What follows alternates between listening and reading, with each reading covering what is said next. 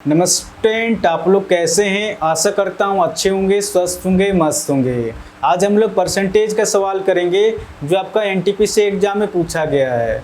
इस वीडियो को देखने के बाद आज के बाद जब भी इसका क्वेश्चन आएगा तो आप इसको चुटकी में सॉल्व कर सकते हैं। ठीक है, तो बिना देर के क्वेश्चन को सॉल्व करते हैं। आपको उसमें दिया गया है, एक परीक्षा में पास होने के लिए 33% अंकों की आवश्यकता होती है। 210 अंक प्राप्त करने वाला एक उम्मीदवार 21 अंकों से फेल हो जाता है। तो परीक्षा के लिए कुल अंक कितने क्वेश्चन का रहा आप देख सकते हैं। क्वेश्चन पूछा गया आपका आरआरबी एनटीपीसी में 11 फरवरी 2021 को मॉर्निंग शिफ्ट में पूछा गया। तो जैसे क्वेश्चन में दिए उस हिसाब से लिखते जाएंगे। एक परीक्षा में पास होने के लिए 33% अंकों की आवश्यकता होती है। एक परीक्षा में पास होने के लिए 33% अंकों की आवश्यकता होती है। 210 अंक प्राप्त करने वाला एक उम्मीदवार 21 अंकों से फेल हो जाता है। अगर इसमें 21 जोड़ देंगे तो ये व्यक्ति पास हो जाएगा। ध्यान रहे कि पास कराना, फेल नहीं कराना। ठीक है, प्रतिशत में तो 33% लाने से पास है और नंबर में कितना निकल के आ रहा है, इसको डायरेक्ट जोड़ देंगे, एक स्टेप बच जाएगा। ठीक है, 210 और 21 231 निकल के आ रहा। प्रतिशत में 33% लाने से पास है और नंबर में 231 नंबर लाने से पास है। ये दोनों आपस में बराबर एक क्वेश्चन का आ रहा। अब इसको सॉल्व करेंगे, डायरेक्ट आंसर निकल के आएगा।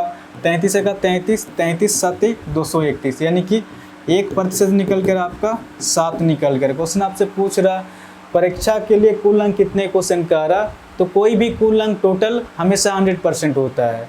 100% के लिए पर कितना की गुना करें कि डायरेक्ट 100% हो जाएगा, या फिर आप इसको डायरेक्ट भी सॉल्व कर सकते हैं। 100% पूछ रहा, 100% के लिए पर डायरेक्ट 2 जीरो बिठा देंगे तो डायरेक्ट 100% हो जाएगा। अगर बराबर की तरफ में 2 जीरो बिठाया है तो बराबर के इधर भी 2 जीरो बिठा देंगे तो इस क्वेश्चन का आंसर हो जाएगा आपका 700 हो जाएगा। या फिर इस स्टूडेंट को समझ में नहीं आ रहा, आप लोग इस तरह से सॉल्व कर सकते हैं। क्वेश्चन आपसे पूछ रहा परीक्षा के लिए कुल अंक कितने क्वेश्चन का आ रहा, तो कोई भी कुल अंक टोटल हमेशा 100% होता है। 100% के लिए यहाँ पर कितना की गुना करें कि डायरेक्ट 100% हो जाएगा। डायरेक्ट यहाँ पर 100 की गुना करेंगे, 100 का 100, ये डायरेक्ट 100% निकल के आ रहा है। अगर बराबर की तरफ में 100 की गुना किया है तो बराबर के इधर भी 100 की गुना करेंगे, क्योंकि ये मैथ का रूल है कि बराबर के इधर जितने की गुना करने से बराबर के इधर भी उतने का गुना करना पड़ता है। तो कितना हो जाएगा, 100 × 7 700 हो जाएगा। क्वेश्चन आपसे पूछ रहा था परीक्षा के लिए कुल अंक कितने, तो कुल अंक 700 अंक हो जाएगा। ठीक है, तो इस क्वेश्चन का आंसर हो जाएगा आपका ऑप्शन बी, इसका सही आंसर होगा। 53 नंबर क्वेश्चन आपका दिया गया है, पिछले वर्ष के लिए एक व्यक्ति का स्वास्थ्य बीमा प्रीमियम 1440 रुपया था। यदि उसने इस वर्ष 1512 रुपये का भुगतान किया तो उसके स्वास्थ्य बीमा प्रीमियम में कितने % की वृद्धि हुई। आप देख सकते हैं क्वेश्चन पूछा गया आपका आरआरबी एनटीपीसी में 11 फरवरी 2021 को इवनिंग शिफ्ट में पूछा गया। तो जैसे क्वेश्चन में दिया उस हिसाब से लिखते जाएंगे। पिछले वर्ष के लिए एक व्यक्ति का स्वास्थ्य बीमा प्रीमियम 1440 रुपया था। पिछले वर्ष के लिए एक व्यक्ति का स्वास्थ्य बीमा प्रीमियम 1440 रुपया था। यदि उसने इस वर्ष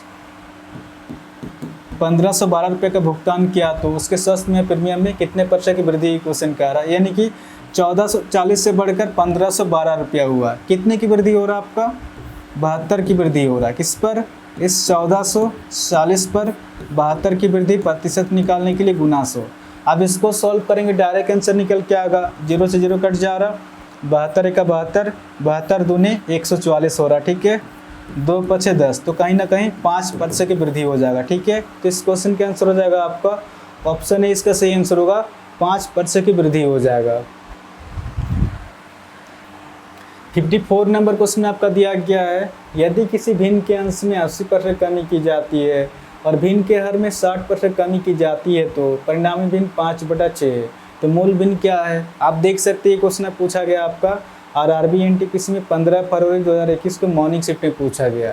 तो जैसे क्वेश्चन में दे उस हिसाब से लिखते जाएंगे। जब भी इसका क्वेश्चन आएगा तो हमेशा एक संख्या आपको मान के चलना, 100 मान के चलना। ठीक है, जब भी वृद्धि देगा तो 100 में जोड़ देंगे और जब भी कमी देगा तो 100 में माइनस कर देंगे।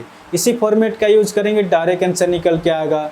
जैसे कि उदाहरण के तौर पे अगर 20% की वृद्धि देगा तो 100 + 20 120 हो जाएगा।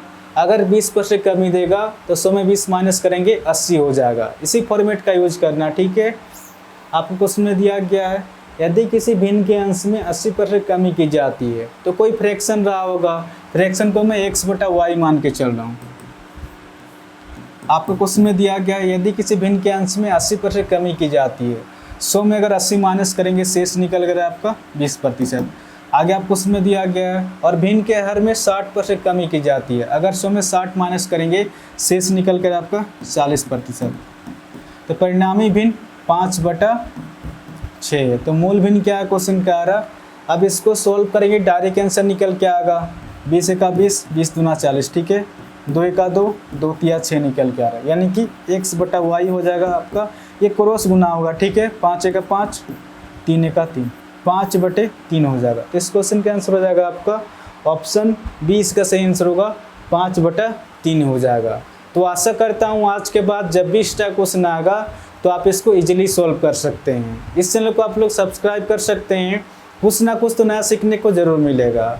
और कमेंट करके भी ज़रूर बताएं कि क्वेश्चन आपको समझ में आ रहा है कि नहीं, ठीक है। तो आज के लिए इतने ही, फिर नेक्स्ट वीडियो मिलेंगे। धन्यवाद।